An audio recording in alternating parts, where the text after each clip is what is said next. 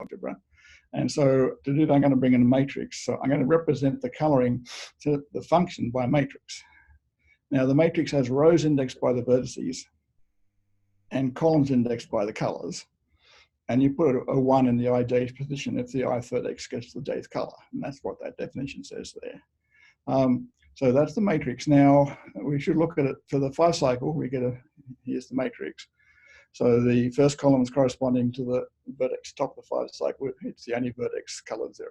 And so if you think about this matrix, it's a 0, 1 matrix. Every column sums to 1 because each vertex gets exactly 1 color. Okay, and so each column is the characteristic vector of a subset of the vertices of the graph. Okay, now it's not just any old subset of the vertices, it has to be a co-clique, a set of vertices, no 2 adjacent. And so, you know, I've got a 5 by 3 matrix, 5 vertices, 3 colors. Each column is giving me the characteristic vector of a co-clique in the graph. And the fact that the rows sum to 1 is forcing that to be a proper coloring. So we can represent colorings by matrices. It's not especially compact, but we can do it. And we'll generalize this later on when we start thinking about the quantum versions. So this is summarizing now. Well, as I like to say, when mathematicians find a hard problem, one strategy is to try and replace it by a harder problem so you feel less embarrassed for not succeeding. I'm going to be working in terms of orthogonal representations throughout the talk.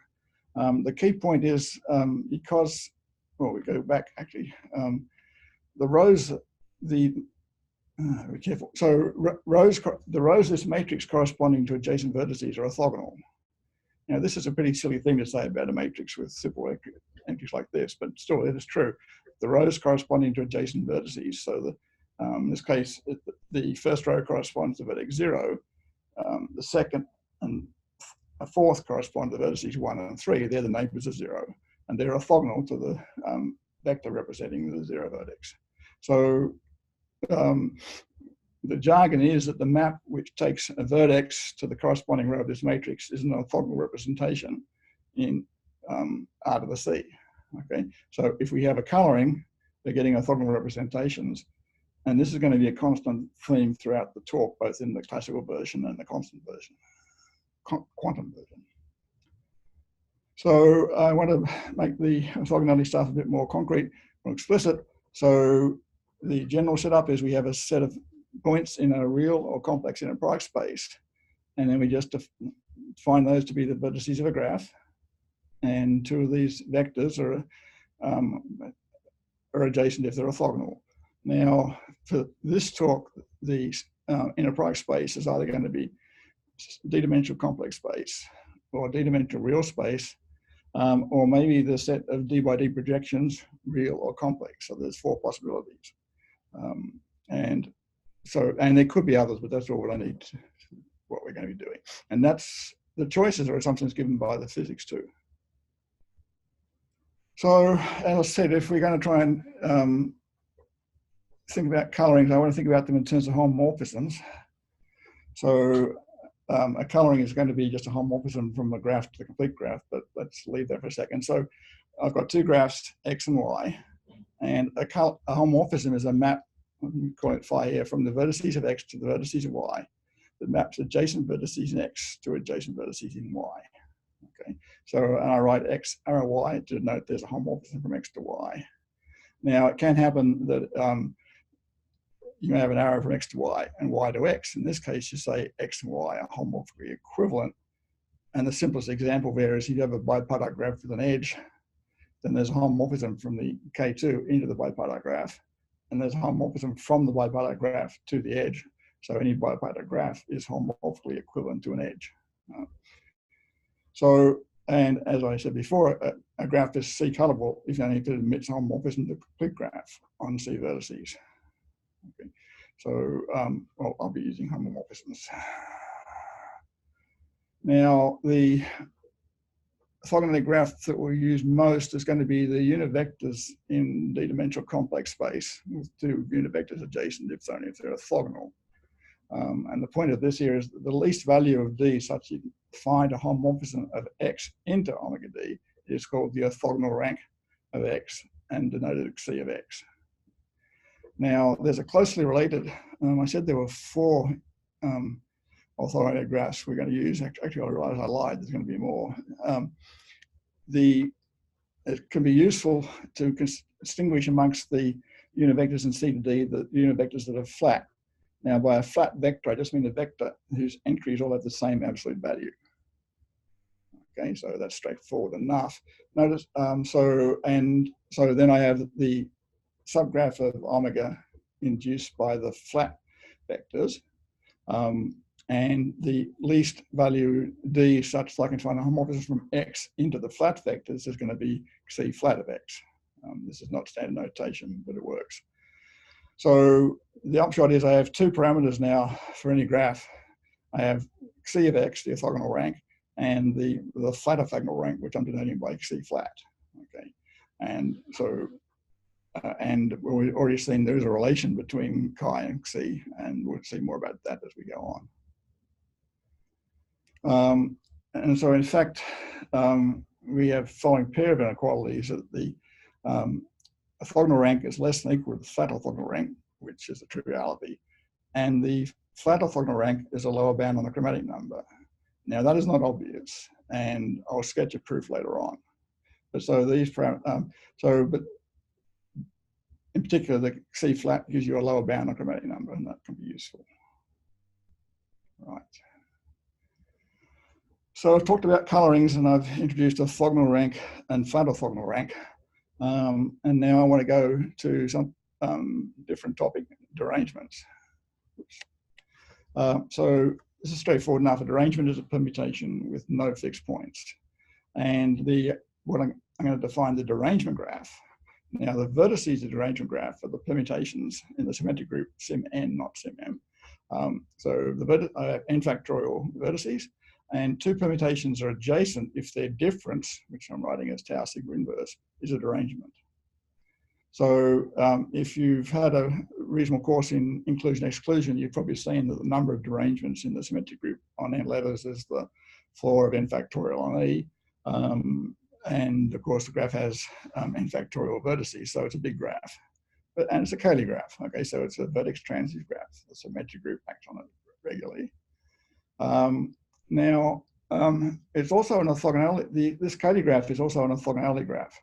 And so I'll explain that. So to do that, we need an inner product. And so we're going to find inner product on the space of m by n complex matrices. And that just takes a pair of matrices A and B of the same shape to the trace of A star B. So that'll be the conjugate transpose. Okay. Now that's an inner product.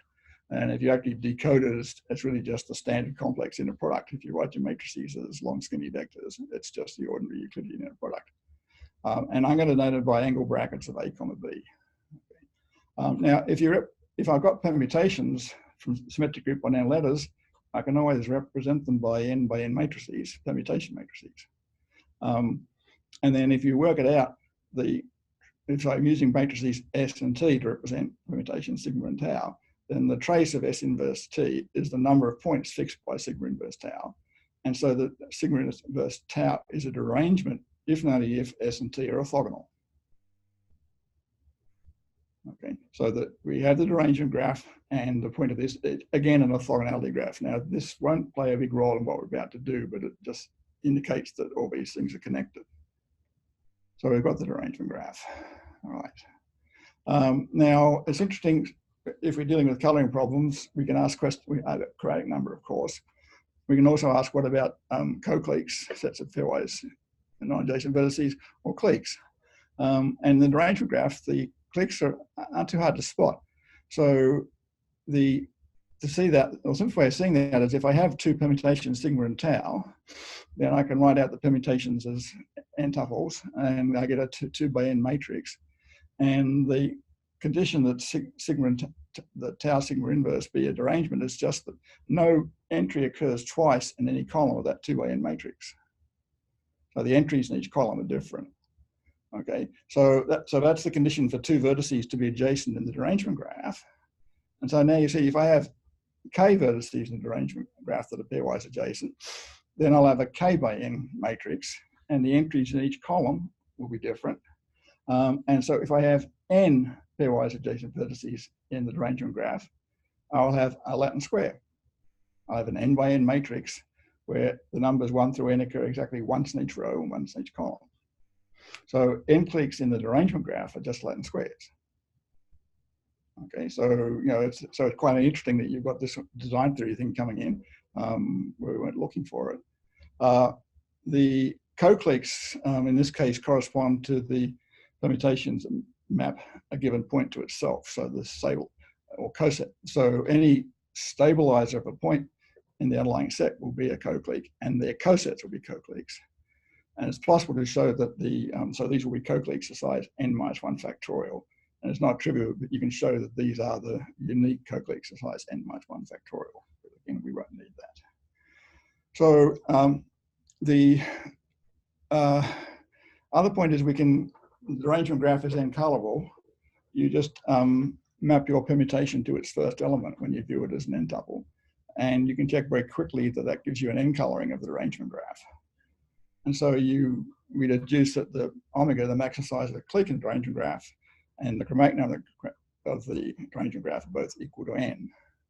So in terms of the jargon introduced earlier, we could say that the Kn and the derangement graph and n vertices are homomorphically equivalent. But that's just practicing with notation. So we have the derangement graph, and as I said, there's some combinatorics going on. The maximum cliques have size n, they correspond to Latin squares. So in principle, if you could count the maximum cliques in the graph, you'd count the number of Latin squares, but I wouldn't recommend trying it. Okay, so that's well enough. I mean, it doesn't really give us anything new since, I mean, a graph has a homomorphism into the derangement graph, dn. If only it has a homomorphism into the complete graph, kn, we might as well use a complete graph. But now we're going over to the complex situation. So we're going to replace our permutations or permutation matrices by unitary matrices. So matrices M such that M star M is the identity. So I'm going to use U of D to denote the group of D by D unitary matrices. Now, that is, of course, an infinite set. And so the graphs I'm going to construct shortly will be infinite too. There's a subgroup of this consisting of the real matrices. So a real unitary matrix is normally just an orthogonal matrix. Okay, so that'll come up eventually. And now a unitary derangement is a unitary matrix with diagonal entries equal to 0. So that's a simple enough definition. And so now I can define a unitary derangement graph. And it's the same before. In this case, my vertices are no longer permutations, they're unitary matrices. And two vertices are adjacent if their difference is a derangement, a unitary derangement this time. Okay, now this is a little bit hard to think about because it's an infinite graph and the valency is infinite. One thing worth noting is that the derangement graph D of n, which I introduced earlier, is an induced subgraph of this graph. It sits in there because each permutation gives me a permutation matrix and a derangement in the unitary sense. Two permutation matrices, their difference is unitary derangement and their difference is the derangement in the ordinary sense. So we've got a big graph now with our derangement graph as a subgraph.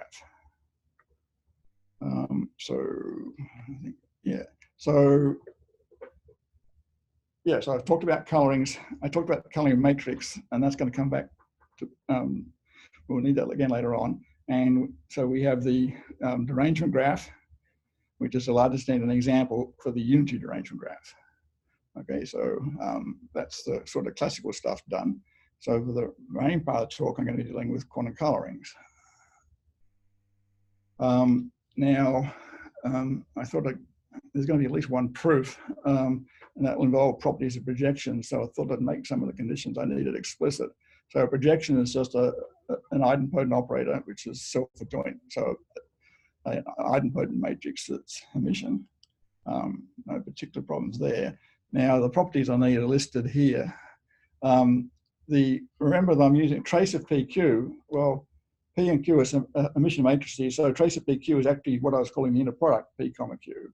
So P and Q are projections, then their inner product is non-negative, and it's equal to 0 if and only if the product P and Q is equal to 0. So to a large extent, you can sort of think of orthogonal projections as being like orthogonal vectors. The second thing, so that's reasonably straightforward property using the fact that the projections are positive semi-definite.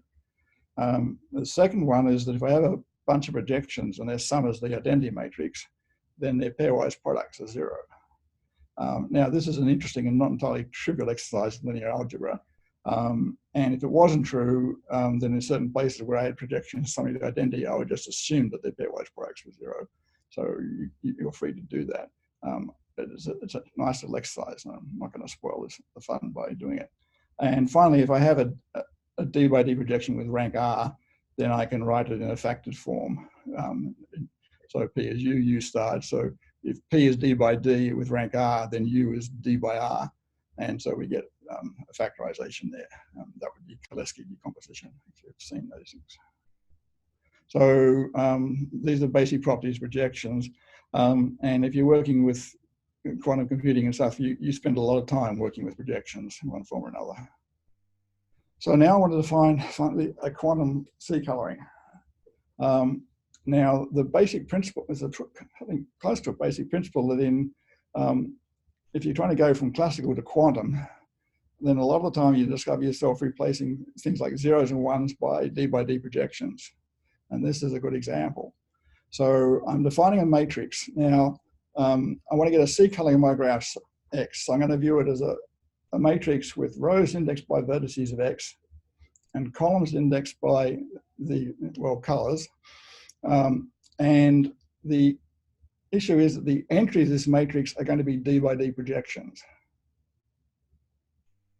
So if you want to write it out as a block matrix, it would be Vx times D times CD. But I don't think of that way. I prefer to think of it as a matrix over some more complicated ring, not the complex numbers, but over the ring of square matrices. So I'm thinking my matrix, I'll be thinking of my coloring matrices M here, as I said, as number of vertices times C, okay? Except that each entry is a projection. And the conditions that make it a quantum coloring are that each row of the matrix sums to the identity. And so by what I just said in the previous slide, that implies that the product of distinct elements in the same row will always be zero. And to get a coloring, if A and B are adjacent vertices, the right condition turns out to be that if you take the product of the entries in the same column, that must be zero. So you've got two adjacent vertices, you get two rows of length C, and that gives you C pairwise products, each of which must be zero if the rows correspond to adjacent vertices. And the least C for which you can do this is the quantum chromatic number, and it's noted by chi sub q of X. Okay, so the one general comment is that the real numbers 0 and 1 are 1 by 1 projections. And so a classical coloring is a quantum coloring. Okay, the matrices satisfy the same conditions.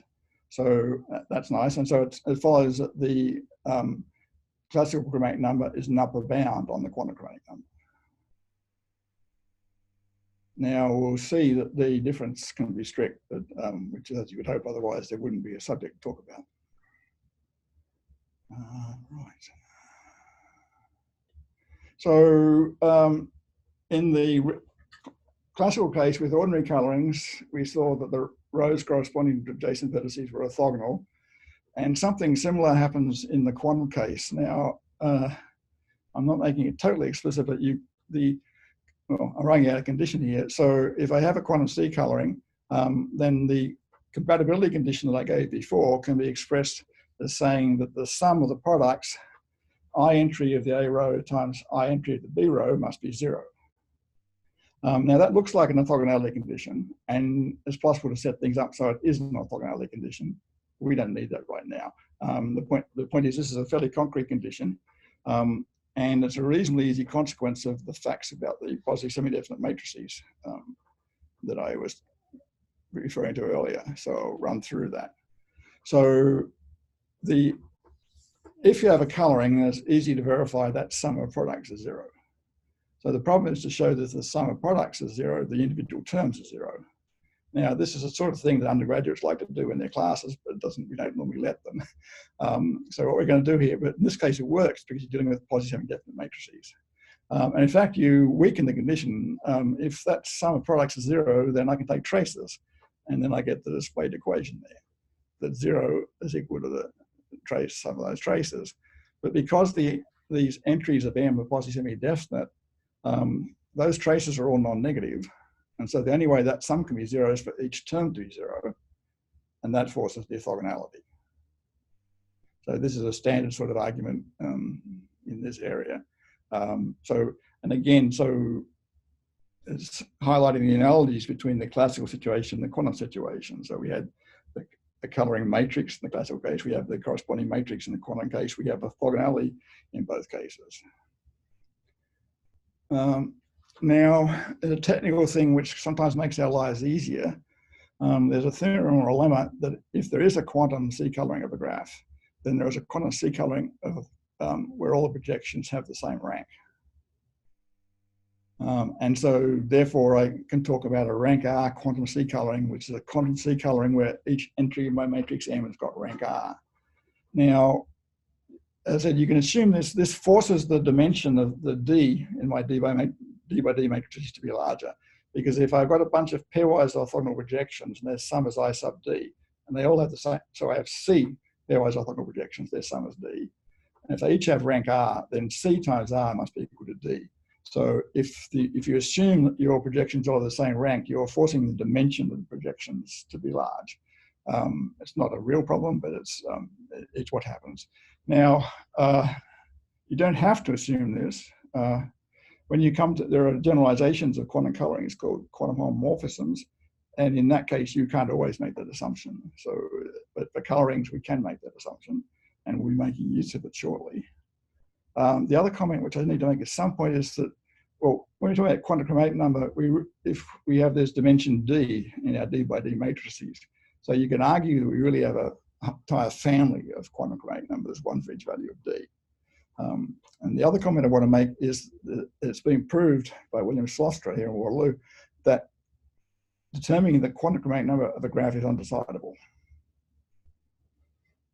Okay, so this is in part because you've got all these dimensions to play with, but we'll not be going there. So,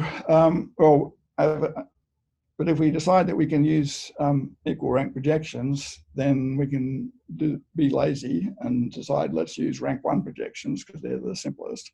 So I want to talk about that. So it's straightforward enough. I've defined the unitary derangement graph, and the theorem is that a graph has a quantum decoloring with rank 1 projections, if only if it has a homomorphism into the unitary derangement graph. Okay. Now, I didn't make it explicitly before, but a graph is n-colorable if only if it has a homomorphism into the derangement graph Dn. Now I'm saying that a graph has a rank 1 quantum decoloring if only it has a homomorphism into the unity derangement graph. So the analogies are extended. And this is not too difficult to prove. So the first thing is you have a rank 1 projection, and then by the third product in my list, you can write it in the form x starred. So some unit vector x, okay? Now, the other thing to notice is that two vectors x and y will be orthogonal if and only if the corresponding projections x starred and y starred, their product is 0.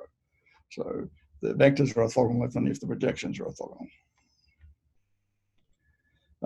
Now, if I have a rank 1 coloring, then each entry in my matrix is got the form x starred. And if we're trying to save ourselves some effort, I don't need to write down x1, x starred, x2, x starred, so on. I can just write down x1, x2 and assume you know how to do the outer product. So I can replace the projections, x starred, by vectors. Now, the key thing is that since the projections are orthogonal, those vectors are orthogonal. And so now I have a collection of D pairwise orthogonal vectors in C to the D. And so those vectors are the columns of a unitary matrix.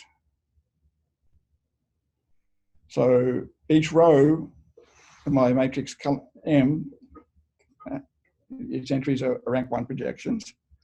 And we can code that, if you like, as a D by D unitary matrix. And so then it turtles all the way down. We can encode each row as a D by D unitary matrix. But now we say, well, but what's the condition on the matrices that corresponds to getting a valid quantum coloring? And the answer to that is quite simple. The unitary matrices, UA and UB, their difference is an arrangement, if and only if the rows are giving you legal colorings. So instead of mapping, so originally in setting up the matrix, I've assigned a vector of projections to each vertex. I replace that, and those projections satisfy an orthogonality condition. If the rows corresponding to adjacent vertices, the corresponding projections are in pairs are orthogonal. If I translate my projections to unitary matrices, then the orthogonality condition becomes that the unitary matrices say U1 and U2, then U2, U1 star is a unitary derangement. Okay, so this is probably a little bit hard if you're just seeing this on the screen, but if you sit down and do a quick calculation, there's nothing deep hiding here. So once it occurs to you that this might work, it's reasonably straightforward. So I said before that the flat orthogonality rank was a lower bound on the chromatic number, and so well, I'm going to do something like a sketch of a proof of this, because let me bring out a few other things. So in fact, you know, I like to write out all these relations and homomorphisms as much as I can. It's nearly always useful. And so here I'm claiming, well, existence of 3 homomorphisms, that there's a homomorphism from the complete graph, Kn, into the flat orthogonal graph in n dimensions. These are all complex of course. And then there's a homomorphism from that into the unitary derangement graph on n vertices. And there's homomorphism from the unitary derangement graph into the orthogonality graph on the vectors of length n in complex space. So there are 3 homomorphisms there. Well, I mean, a sequence that gives me, as a corollary, I get 3 inequalities. So that the orthogonal rank is less than or equal to the rank 1 chromatic number, is less than or equal to the flat orthogonal rank, which is less than or equal to the chromatic number. Now, I stated the last equality I want much earlier, okay, and so, well, I'm giving some sort of a sketch of the proof. The interesting thing about these proofs is they make use of the fact, well, there are lots of unitary matrices, but there are unitary matrices where flat unitary matrices, all entries have the same absolute value. And so the flat unitary matrices play quite a role in this, as we'll see. So for the first homomorphism, we need to find an n-clique sitting in the omega flat of n. So we're looking at the complex vectors of length n with all entries having the same absolute value, 1 over square root of n.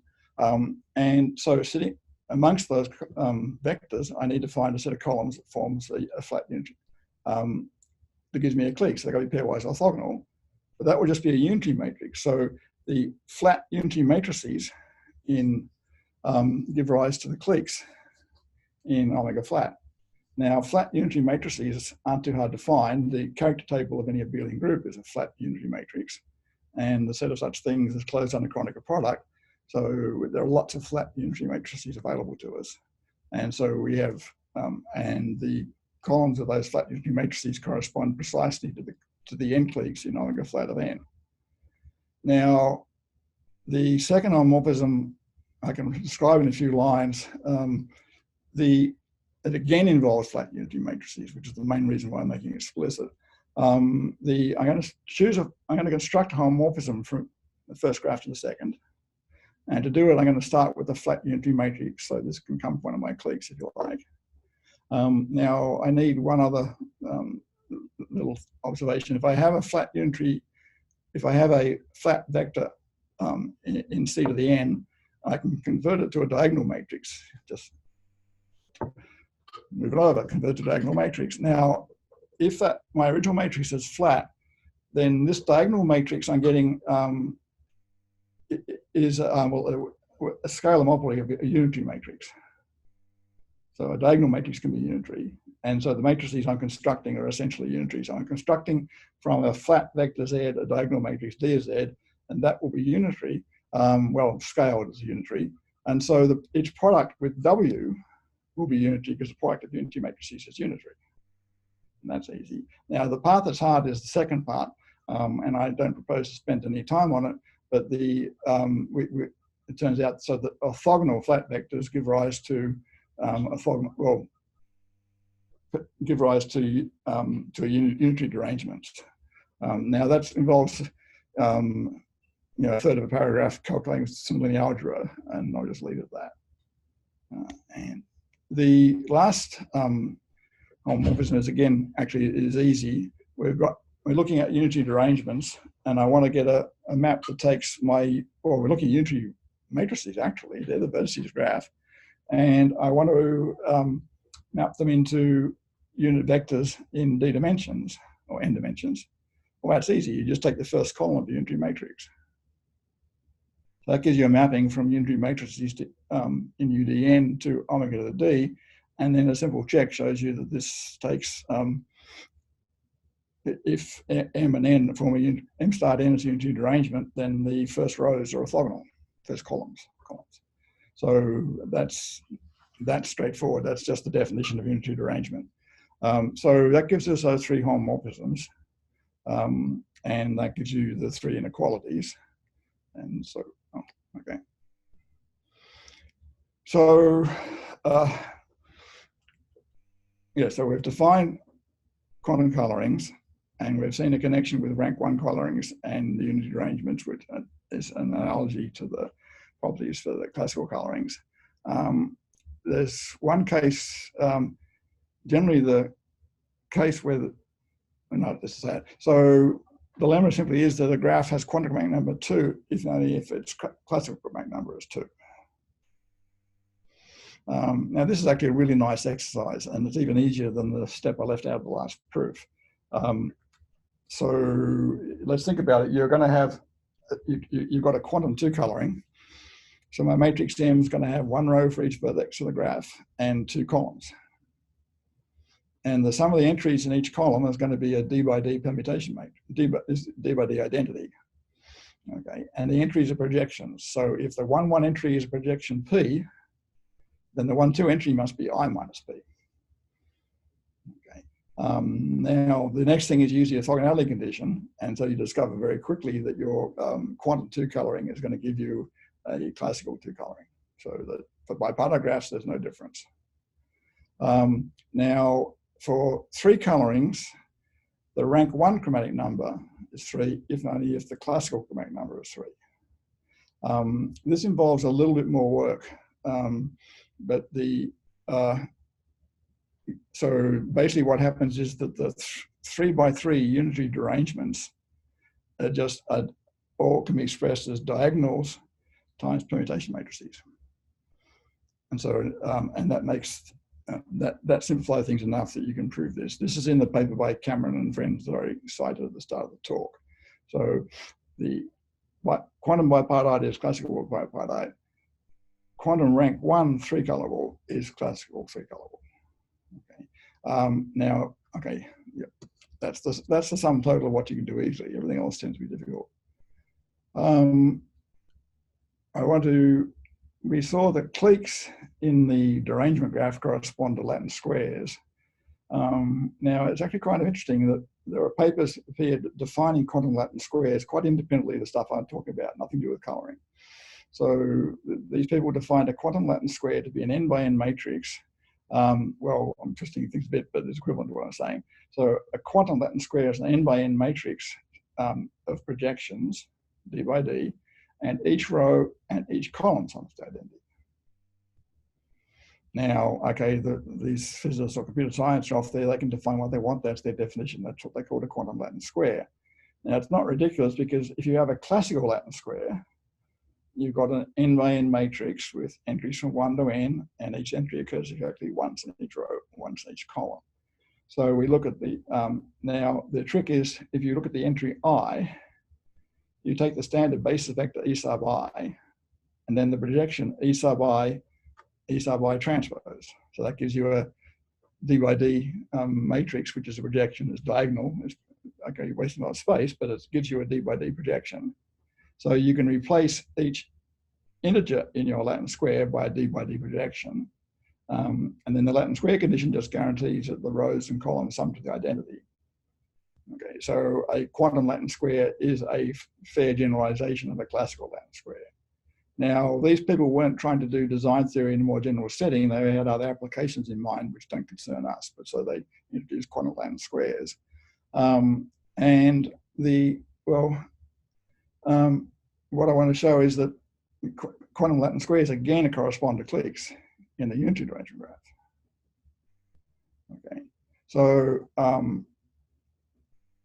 the point here is that for each unitary matrix, n by n, I can write down n projections by taking a column of the unitary matrix times its transpose. And so I get n projections that sum to the identity.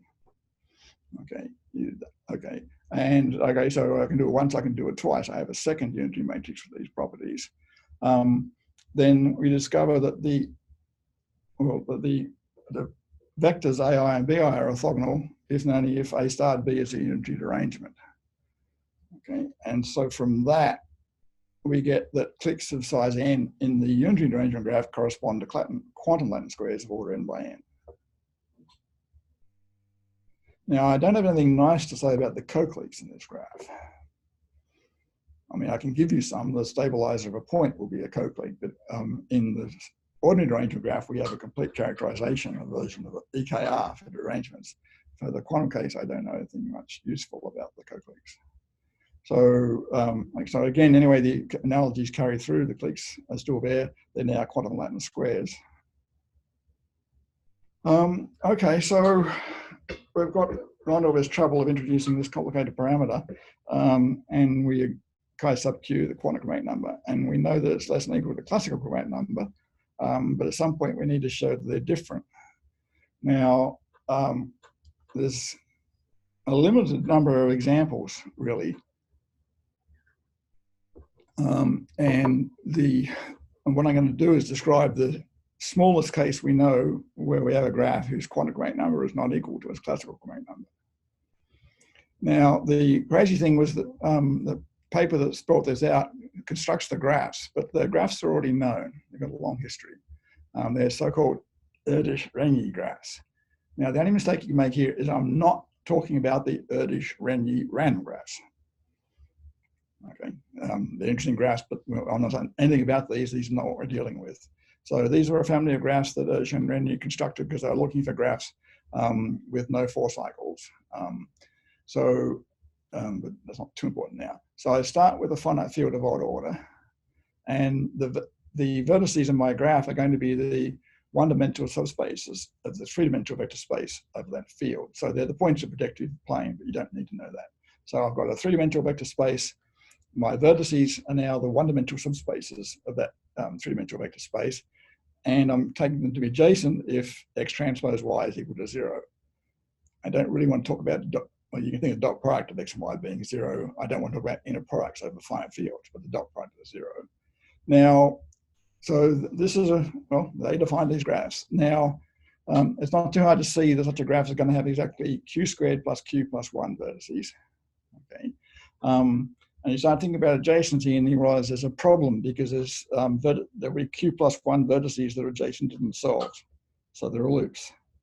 Now in practice, when you're working with them, you usually just throw the loops away and the graphs still work perfectly well for what you want to do. But there are loops. And then you'll see when we start working, the loops will disappear too. But so the point is that if you throw the loops away, the graph is no longer regular. And so, okay, that is not going to be a problem. So, and there's a little picture. There's the Erdős-Rényi graph over the field of order 3. So in some sense, that's the smallest. The letters don't mean too much. You can see the vertices Z, W, Y, and X have got degree 3. So they would be the vertices with loops on it when you look at do it properly. Okay. The other vertices have degree 4. Okay. So that's the graph. Now, that's well and good. I need a slightly different. I want to get an orthogonality graph, And the nice thing about working over the field of order 3 is the entries are 0, 1, and -1. And so if you're feeling lazy, you just view those as real numbers. So you get vectors in R3. So from the 13 vertices of my Erdős-Rényi graph, I get 13 vectors in R3. And I actually wrote them all out there. So now I'm just going to view those as real numbers. So I no longer have any problem with loops because X transpose X can't be 0. Okay, so I get a graph on 13 vertices. And I just take the orthogonality graph. And so that's what I'm calling ER3. So its vertices are real vectors of length 3. They're constructed from the projective plane of order 3, if you like. Now, since we have when we're working in R3, we see immediately that the orthogonal rank of this graph is at most 3, because there's the representation. And there's no need to be clever. The computer tells you the chromatic number of this graph is 4. Now, if the quantum rank 1 chromatic number was 3, then the classical chromatic number will be 3. So that tells us that the quantum rank 1 chromatic number is 4. Okay. Now, it can also be shown that the actual quantum chromatic number of the graph is 4, but this is not trivial. There's a proof in the oddities paper by Laura and David on that second frame, and so it takes a couple of pages. It's not trivial, but so the quantum chromatic number is 4, the rank 1 chromatic number is 4, classical chromatic number is 4. Everything's 4. Now, so this is not the graph we want because we haven't got the separation. But the idea is to take the cone over this graph. We're going to add one more vertex adjacent to every vertex in that graph. Now, before I do that, I'm going to need a theorem.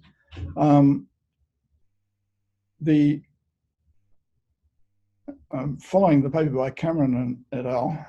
And at this point, they appeal to properties of quaternions, which is kind of strange. But the net result of what they're doing is that there's a homomorphism from the real orthogonality graph in 4 dimensions into the subgraph of 4x4 derangements induced by the real orthogonal matrices. So in other words, we have a homomorphism from the unit vectors in R4 into the real 4x4 derangements. Okay, and that's established using properties of quaternions. And a corollary of this is if the real orthogonal rank of a graph is less than 4, then its fractional chromatic number is less than 4. Okay, so it's really quite surprising. We're using quaternions and we're getting this. And okay, leave it at that. So the point is, so now I'm going to do my trick of adding an extra vertex. It's not my trick. We add this extra vertex adjacent to everything. Now, since I'm in R3 to start with, I can choose my new vertex to represent my new vertex by the vector, well, E4, 0, 0, 0, 1. That will be orthogonal to everything in sight, so that the 13 vectors I showed you with an extra 0 added to each one, together with this new vector, standard basis vector, give me 14 vectors in R4. And the orthogonality of that graph is the cone over the Erdős-Rényi graph. Okay, and by this result, their quantum chromatic number is 4. Now that's bizarre because the chromatic number of the graph is 4, and when you take the cone over a graph X, the chromatic number goes up by 1, classically. So there's a bit more going on here than appears. We're saying that so we established two things. Not only do we have a graph where the classical and quantum numbers are different, we also see that taking a cone over a graph doesn't necessarily increase its quantum chromatic number. And that's more or less a complete surprise. So the classical chromatic number of the cone over the R3 is 5, but the quantum chromatic number is 4. And to prove it's 4 using properties of quaternions. You can do something, as Cameron and I'll point out, you can do something similar with octonions, though I haven't seen that used to actually derive a coloring result. Okay, so, okay, good. Doing the rank 1 colorings is nice, and we've established, using that and the Erdős-Rényi graph and the result about quaternions, I can prove that the classical and quantum correct numbers differ. Okay. The question is, what about, well, as I said, I mean, rank 1 colorings are then clearly interesting, but where the definition of quantum correct number doesn't involve a restriction to rank 1. What about the general case?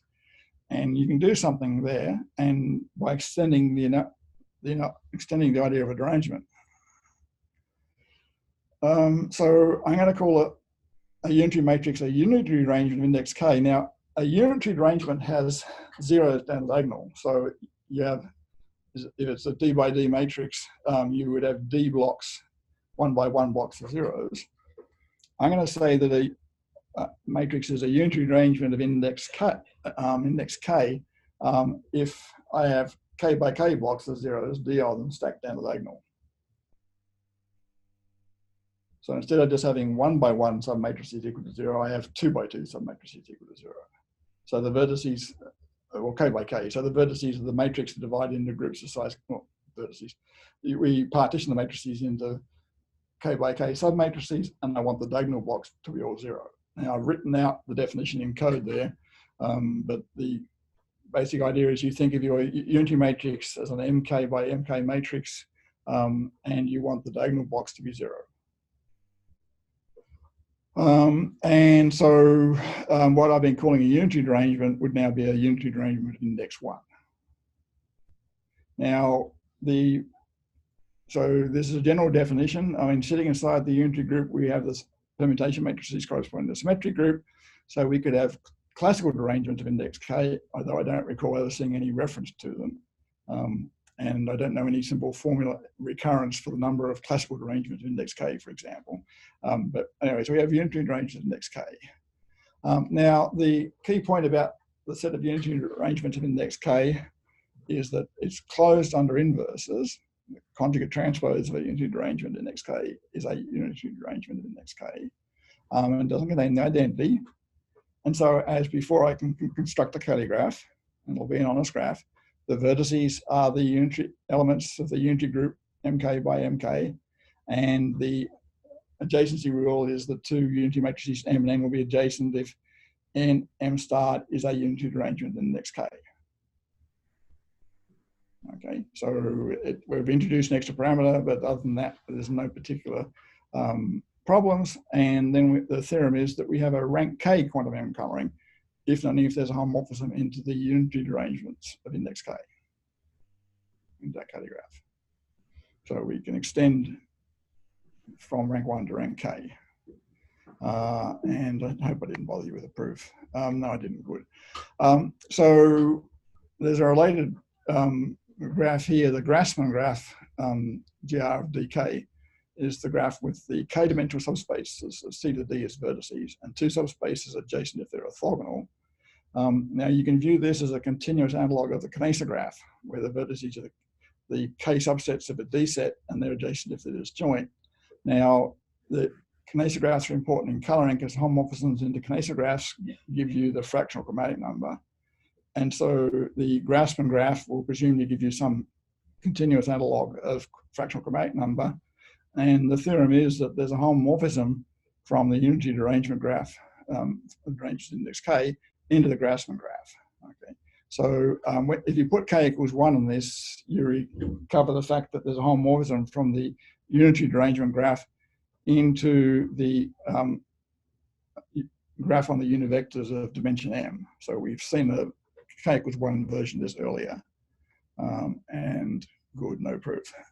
So to finish off, there's more to this area than just colorings. There's questions about homomorphisms, which are quite interesting and deep. The viewpoint I want to take about here is if you have an n coloring of the complete graph Kn, well, that's just a permutation of the vertices of Kn. Okay.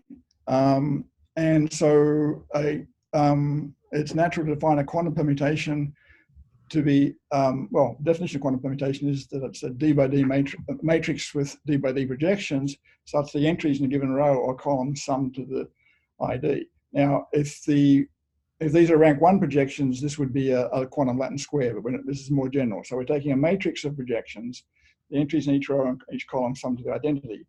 Now, the point about the quantum permutations that I've just defined is they correspond exactly to the n colorings of Kn.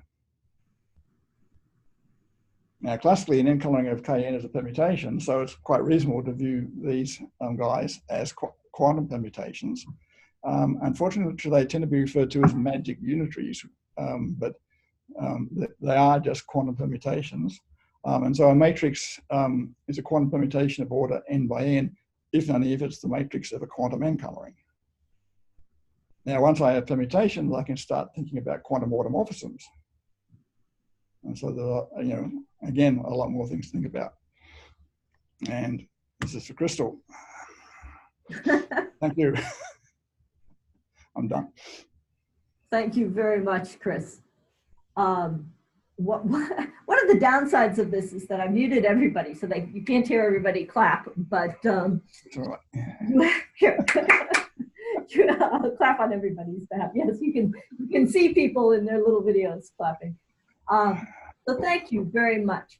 If folks have questions for Chris, please, you're able to unmute your own mic. Feel free to unmute and holler out your question.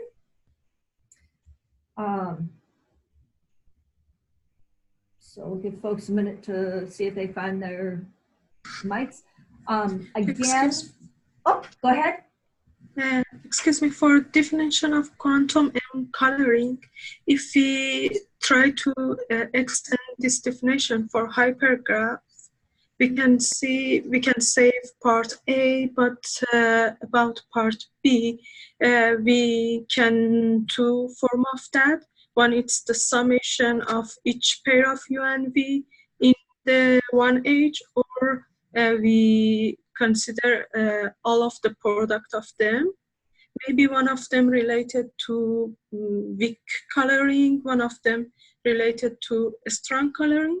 My question is there exists some result for hypergraph and extend the theorem? I've seen no mention of hypergraphs in this context. And so I wouldn't really expect to, because for physical reasons, so to speak, but no, I've seen no mention of hypergraphs. Okay. Interesting. Yeah, also feel free to, flick your video on if you've got a question too, so that we can see you. Do you have any other questions? Yeah, there's some folks. Hi. Do you have any other questions for Chris? No. All right, well, thank you again, Chris. If folks have just normal chat or whatever, feel free to hang out.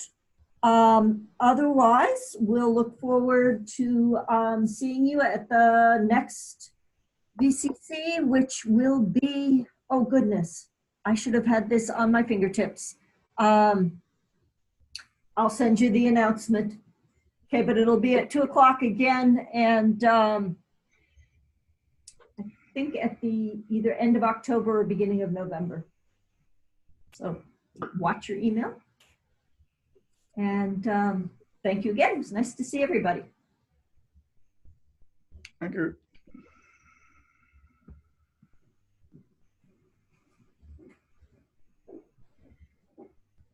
Hi, Crystal. Hey, Joe. It's November 19th. Huh? It's November 19th, the next November 19th. Thank you. You had it up. Good. Good. Good talk, Chris. Thank you. I like my magnets being yeah. Well, you can be thankful I didn't call them Crystal's backsides. Yes, well, they're your backsides now. Yeah. Well, Plattsburgh, did you get your sound working? I hope. Okay, can you hear me now? Yes. Yeah, we did. We figured it out. Thank you. It was something local. As you said, I hadn't used this version of Zoom before, so I had to find the switch. Okay, good.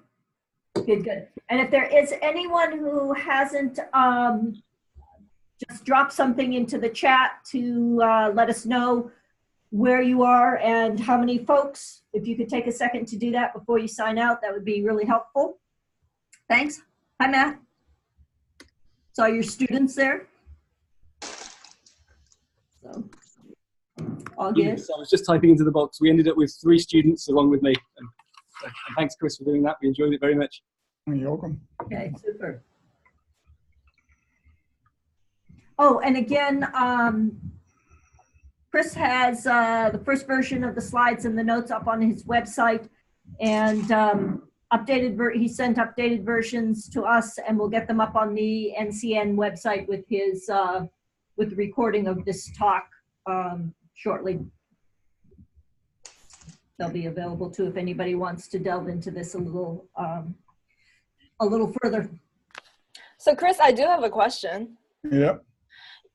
These Erdős-Rényi graphs of the type that you described, they come up a lot in this quantum coloring and quantum independence number and quantum homomorphism things as examples where the quantum version of the number, the chromatic number, independence number, is different from the classical chromatic independence number. So I feel like the only reason they're so ubiquitous is because they're the only graphs of which you could determine these numbers. Is that so?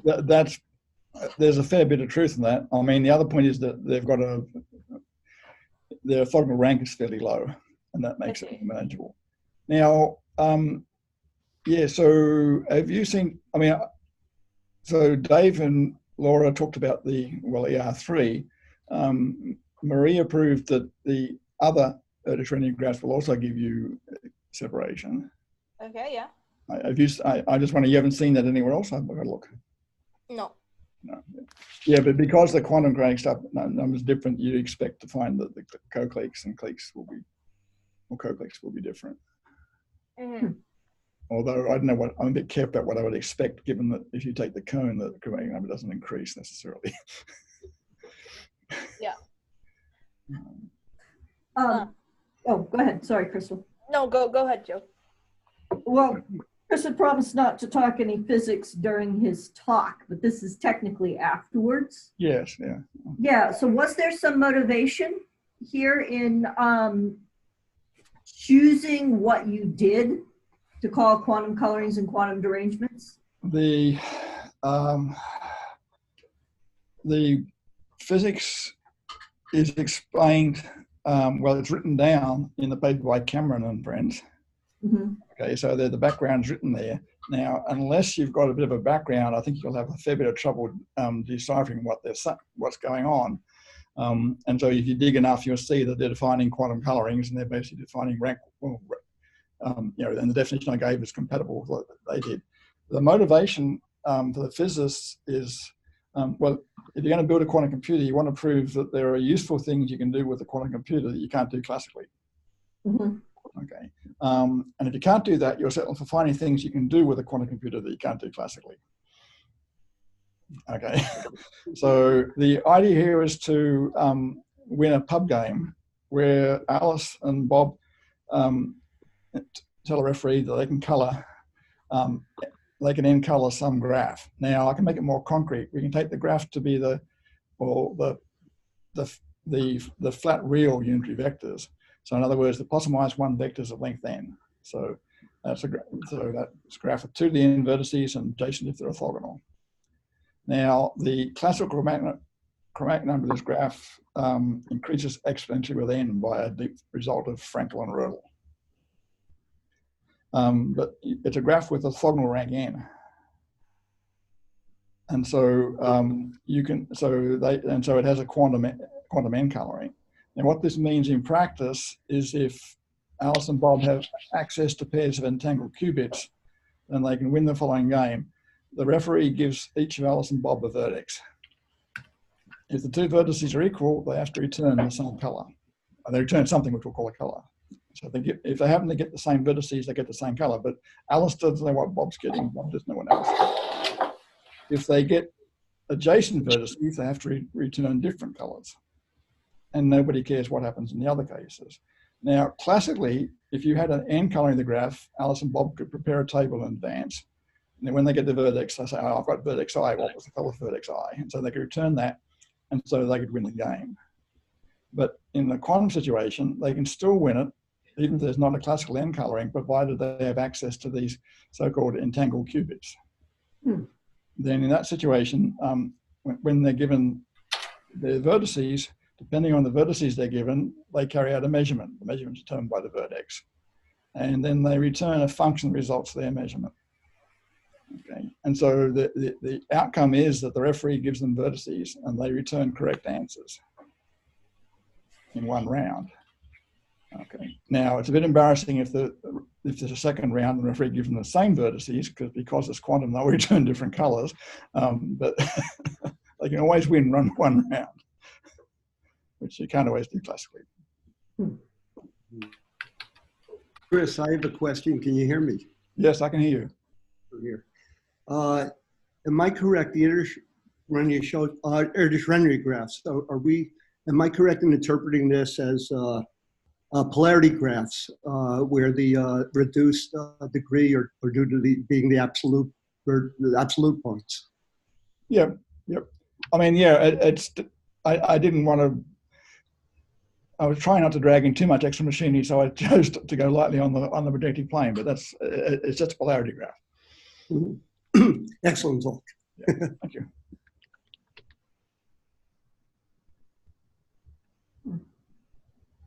Oh, cool. So are there other questions? We're too good. Well, enjoy your afternoons, folks. Thank you very much for joining us. And we hope to see you again. Bye. Bye. And thank you, Chris. Chris, actually, if you hold on for a second. Yeah, sure. Housekeeping.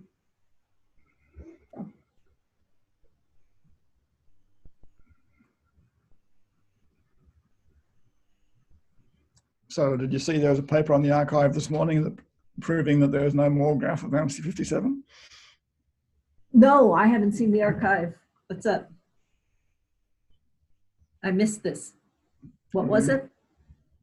Well, they claim to prove there's no more graph of bouncy 57. There's no more. No more graph. More graph. Yeah. Oh. Who? No, I did not see that. Huh. Who did it? Oh, it's wrong. Wrong? Yeah, I haven't actually checked, but if you think about it and look at it, it's very simple. And so either they're right or there's an arithmetic mistake. And there is an arithmetic mistake. I'm told. I haven't actually had a chance to check it today. Yeah. We'll see how it goes. Nope, John wandered off. All right. I will get you paperwork probably Thursday. So I'll send that to you. If you'll fill it out, please, and send it back. Being Canadian means you get more of it. Lucky you. I didn't even realize that. Yeah. So, but no, we really appreciate this. This was fun, and it's especially helpful to have copies of the slides and the and the notes. So yeah, well, I'll leave them on my webpage for a while. Yep. So happy Thanksgiving. Go eat your turkey leftovers and. The stuff's tacked 3 high in the fridge. Oh, jeez. Gillian likes doing that, basically booby trapping the fridge. So you got to open the door very slowly. If you touch something, then you might get more than you ask for. So there's the real question. Was this your first Thanksgiving in your new oven? Probably, yeah. I mean, that wasn't a problem. I mean, I've used the oven enough and it's stable. So the only thing is I use the recipe in The Joy of Cooking, and they claim they want 20 minutes a pound for a 15-pound bird, which is 5 hours. No. No. I know. So it took about 2.5. Yeah, but I mean, I always get a bit surprised. I'm always a bit cautious. I end up cooking faster than I expect. Well, no, I was just wondering whether or not it streamlined things or something. I mean, you've got well, the nice feature of the new oven is that the middle tray pulls out. Oh, so you can put it in a... Well, no, but so if I want to baste the bird, I don't need to take it out and put it on the stove and play with the baster. I can just pull it out and baste it on the tray straight away. And so that's useful. I mean, so the fact that tray pulls out is useful in various ways. I mean, not just the turkeys. No. So there have been years when I have cooked turkeys that were over 30 pounds. I think 32 sometimes. And my oven has trouble handling this. Yes, I can imagine. I mean, I just get a 15-pound bird. I couldn't cook anything much bigger. Yeah. And I'm used to it now, so I can tell when it's ready just by looking at it. I wouldn't want to touch a bigger bird. Yeah. Oh, well, I'll tell you what, there was one year where I lost control of it on the counter and tipped all of the insides into the silverware drawer. I mean, it was just too big. It was just she said, oh dear. The other piece of that is, what in hell are 40 people doing in my house? Yeah, well, there's that too. Yes. Cleaning silverware. Yeah. So, but anyhow, have a good time, and this was super. Thank you. There's a really nice turnout.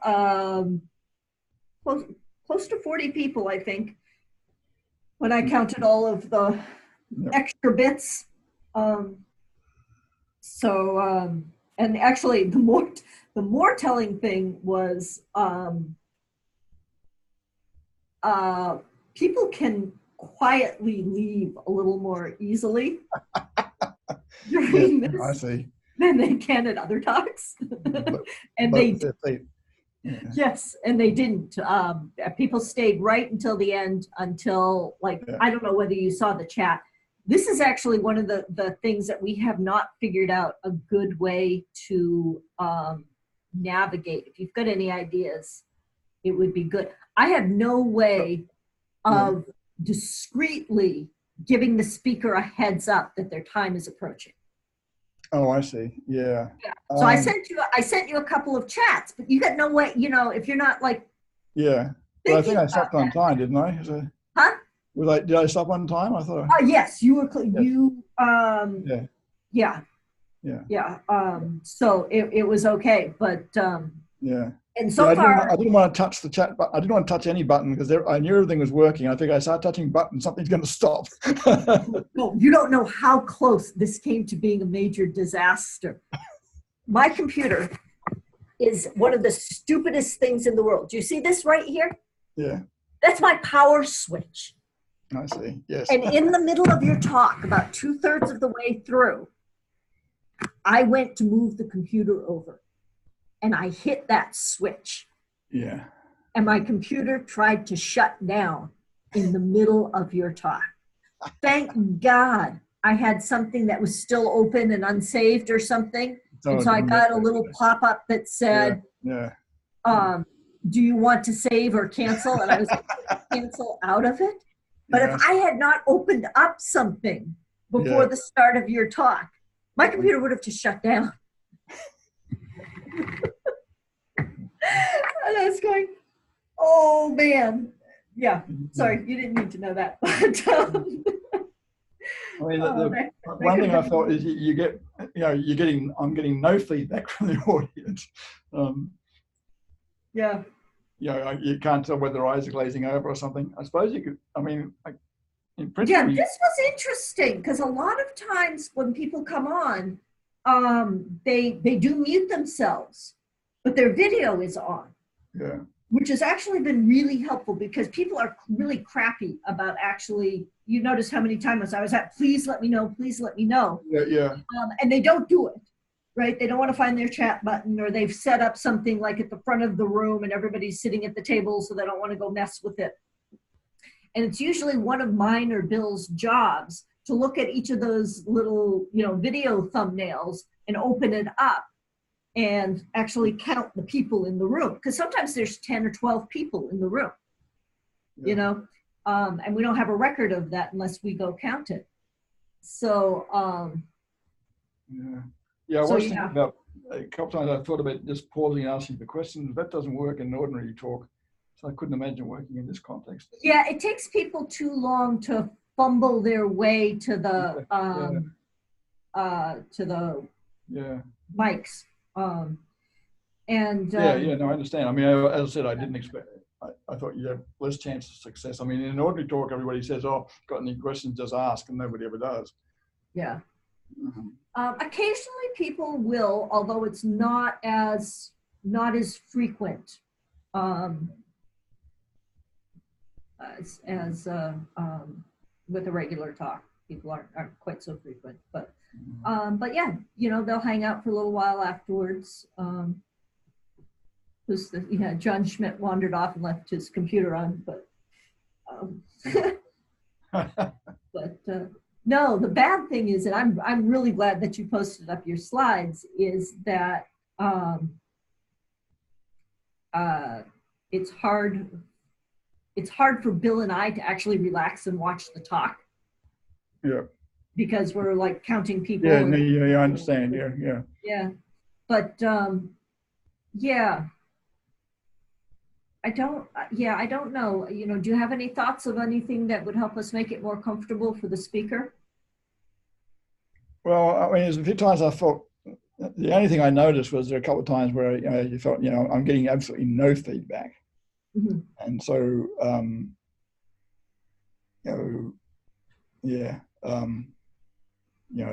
was actually getting a little nervous at 1 or 2 points because you're talking. And and you don't know whether or not people are getting it.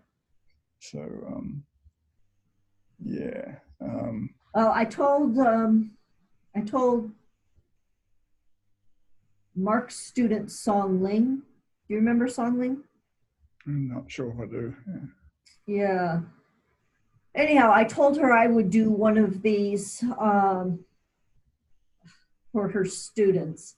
I've just done so much travel that I could not bear the thought of going and taking another trip. So I told her, okay, I'll tell you what, I'll do a video one. I'll do a Zoom talk. So I guess the shoe will be on the other foot, and I'll give it a try. But Bill and I each did one of these way back when we started these, because we didn't want somebody else to be the first guinea pigs. Maybe I paused at some point and said, okay, I'm going to pause now. I'm not going to continue until I've had a question. Yeah. Are you really there? Not like that. It's just trying to get some feedback or something. But So and I do need to figure out that, like I said, you and like with you, it really hasn't been a problem because we're targeting pretty high-end speakers. Yeah. And they're just experienced and they don't go over, And fine. But I've got to figure out some way of. So. Yeah. But anyhow, thank you. You're welcome. I think this went swimmingly. Good. I did record it, so thanks for letting us do that. No, not at all. Yep. Yeah. See you then. All right. Bye. I'll shut this down on John Schmidt there. Yeah. So, thanks, Chris. You're welcome.